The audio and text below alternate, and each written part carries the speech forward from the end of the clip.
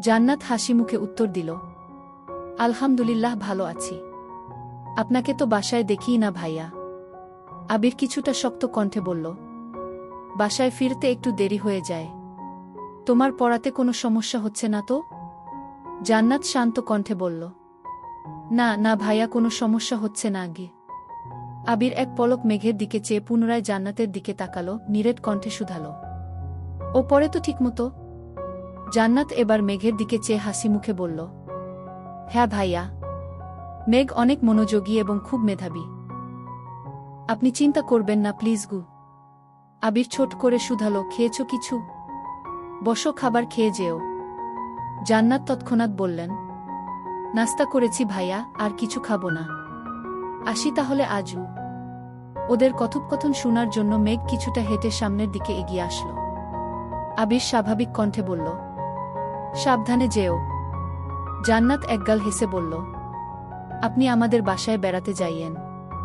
আবির হালকা হেসে উত্তর দিল, সময় পেলে অবশ্যই যাব। প্রথমের কথাগুলো ঠিকমতো না শুনলেও শেষ কথাগুলো মেঘ স্পষ্ট শুনতে পেয়েছে।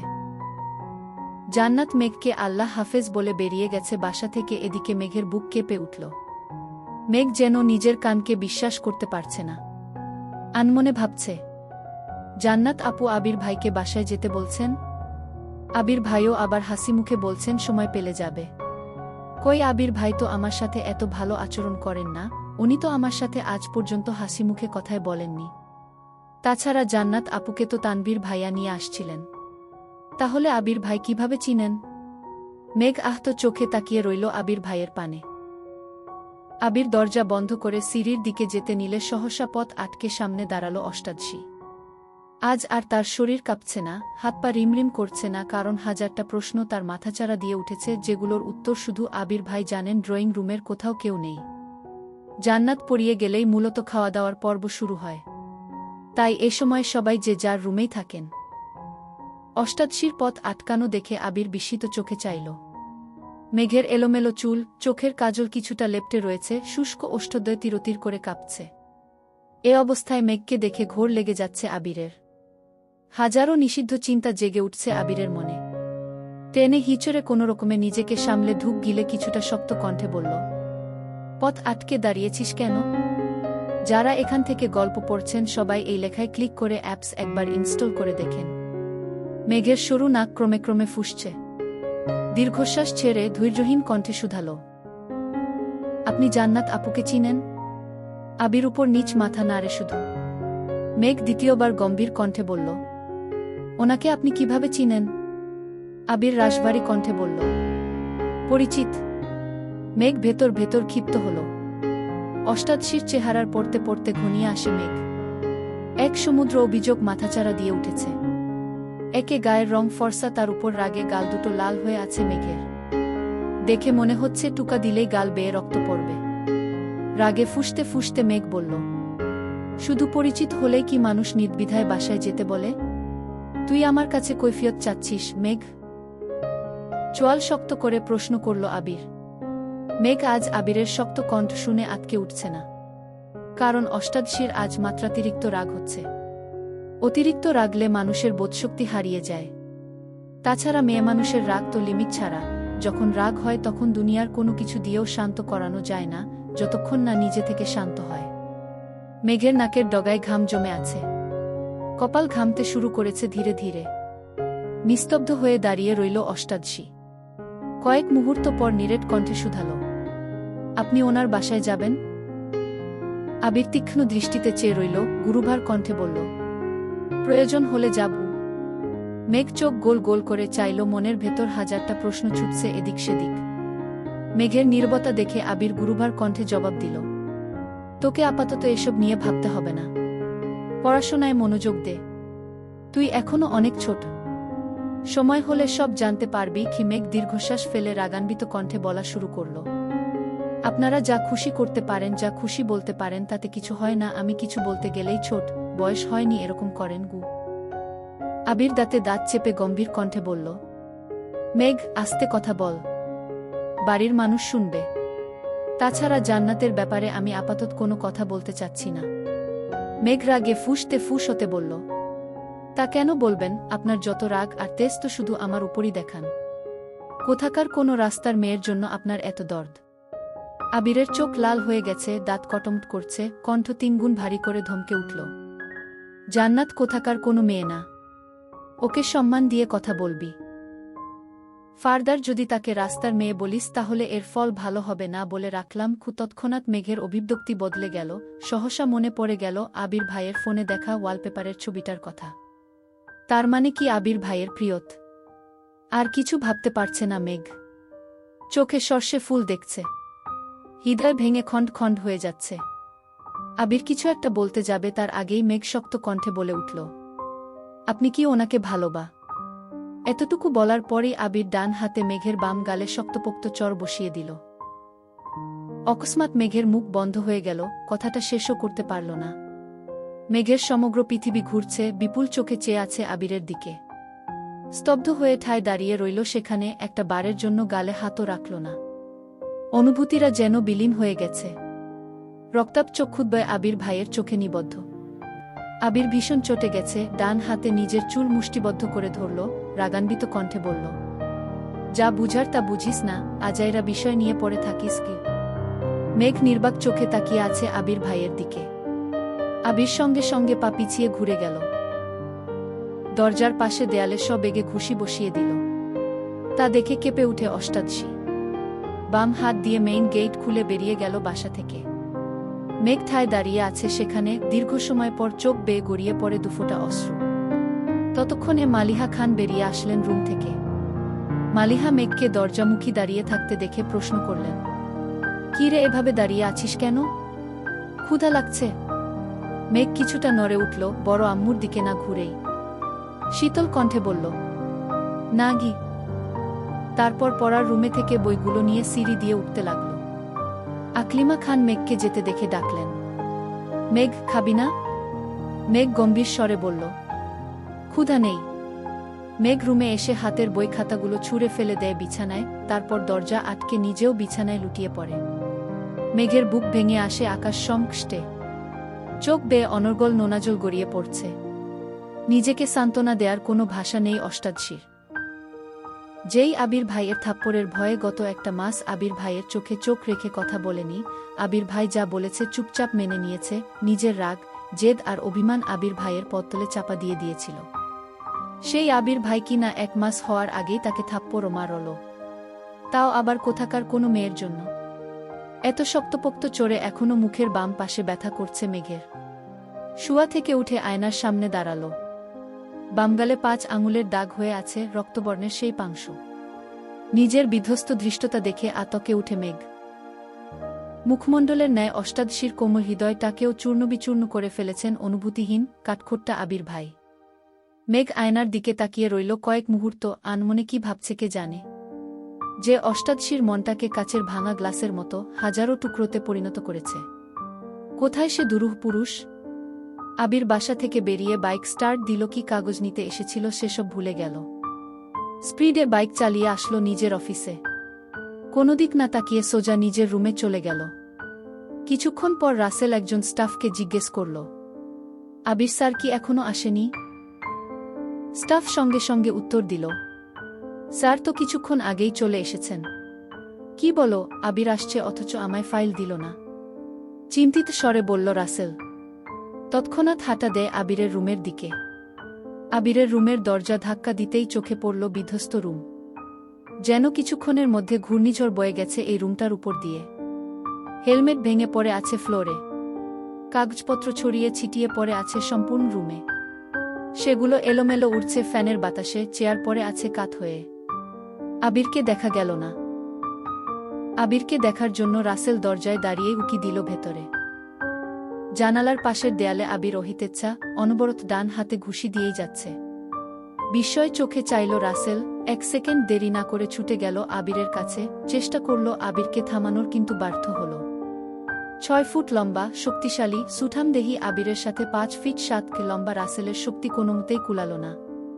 চেষ্টায় ব্যর্থ হওয়ার দরজা পর্যন্ত দৌড়ে যায় রাসেল আর চিৎকার দিয়ে ডাকে, রাকিব, এদিকে আয়। ভয়ঙ্কর সেই পুরুষালী চিৎকারের শব্দে রাকিব সহসা দৌড়ে আসে, সাথে ছুটে আসে অফিসের কিছু স্টাফ আর কিছু কর্মচারী। রাকিব আর রাসেল টেনে হিঁচড়ে আবিরকে দেয়াল থেকে দূরে সরিয়ে আনল। আবিরের চোখে মুখে ক্রোধ স্পষ্ট প্রতীয়মান হচ্ছে। শ্যামবর্ণের মুখবিবর পরিবর্তন হল ঘুটঘুটে আধারে। উস্কো চুলগুলো এলোমেলো হয়ে আছে, ঘামে ভেজা কপালে লেপ্টে আছে সামনের দিকের চুলগুলো। পরনের সাদা শার্ট ঘামে ভিজে লেপ্টে আছে গায়ের সাথে।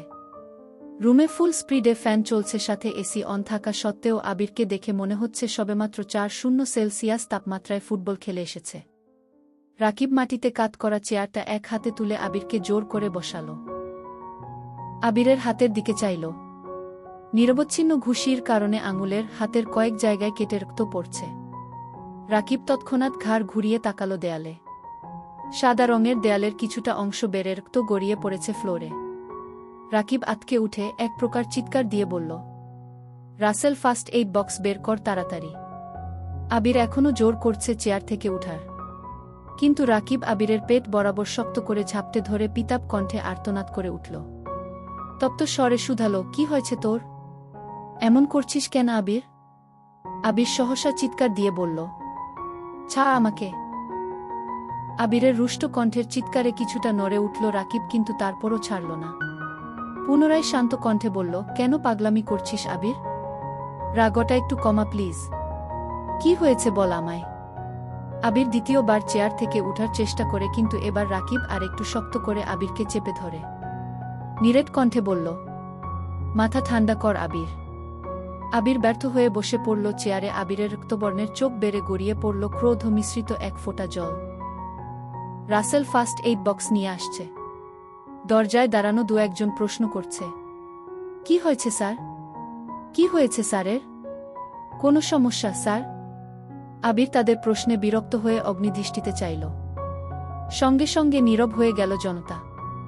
রাকিব রাসেলের দিকে চেয়ে শান্ত কণ্ঠে বলল, তুই সবাইকে নিয়ে ওই দিকে যা, আমি আছি আবিরের কাছে। রাসেল চিন্তিত স্বরে বলল, কোনো প্রয়োজন হলে ডাকিস আমায় গু। রাকিব শুধু মাথা দুলাল। রাসেল এক সেকেন্ড দেরি না করে সবাইকে নিয়ে যার যার কাজে চলে গেল। আবির চলন্ত ফ্যানের দিকে মুখ তুলে চেয়ে আছে। সবাই চলে যাওয়ার পর রাকিব গম্ভীর কণ্ঠে বলল, দেখ হাতটার কি অবস্থা করেছিস। আবির এক পলক হাতের দিকে চেয়ে ক্রোধিত কণ্ঠে বলল, আমি মস্ত বড় ভুল অপরাধ করে ফেলছি রাকিব, সেই অপরাধের কাছে আমার হাত কিছুই না। রাকিব কিছুটা চিন্তিত কণ্ঠে বলল, কি হয়েছে? কি করছিস তুই? আবিরের কণ্ঠস্বর ভিজে আসছে। পুনরায় দুফোঁটা পানি গড়িয়ে পড়ল গাল বেয়ে। শীতল কণ্ঠে জবাব দিল, আমি একই ভুল পুনরায় করে ফেলছি। রাকিব আতকে উঠে শুধালো, কি? তুই মেঘকে মেরেছিস? আবির দীর্ঘশ্বাস ফেলে শুধু। রাকিবের বুঝতে বাকি নেই যে আবির মেঘকে মারার ক্রোধে নিজেকে আহত করছে।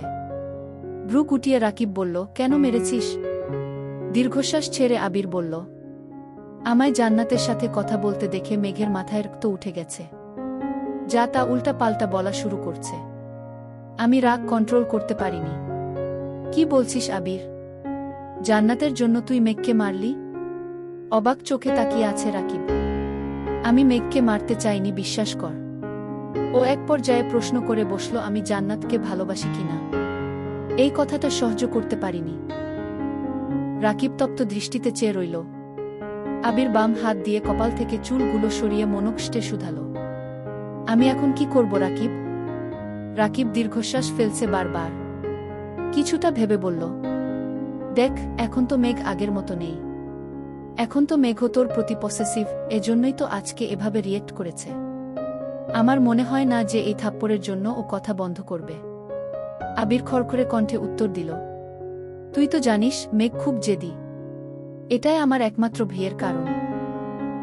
ও যদি একবার জেদ করে বলে আমার সাথে কথা বলবে না, তাহলে এই জীবনে আর কোনোদিন ও কথা বলবে না।